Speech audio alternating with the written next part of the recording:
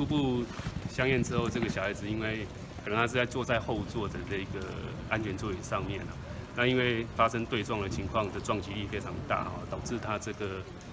颈部的这个造成骨折死亡，最主要是因为可能甩边效应的关系造成骨折死亡，就离心力造成。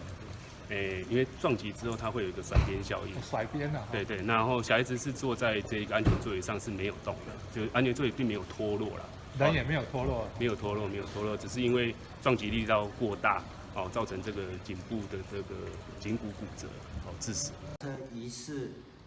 要做变换车道，要超越这个黑车，两车在这个超车的过程当中就发生碰撞，白车就碰撞到对向车道，刚好与一部蓝色的这个自小客车发生车头直接对撞，黑车就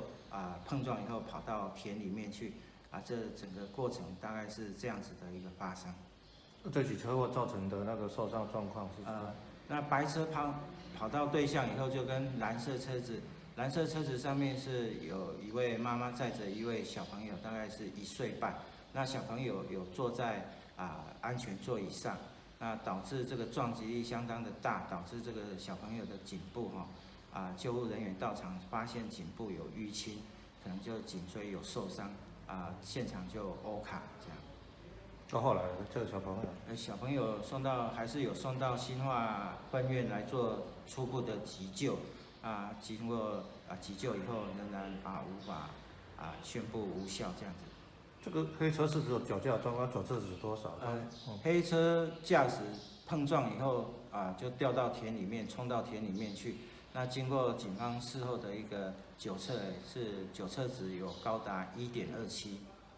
他有没有说他那时候为什么喝酒开车？他要去哪里？这部分？这位驾驶人经过我们警方了解，他是因为下班放假在家附近跟朋友相聚饮酒后，表示是要回家不知道怎么原因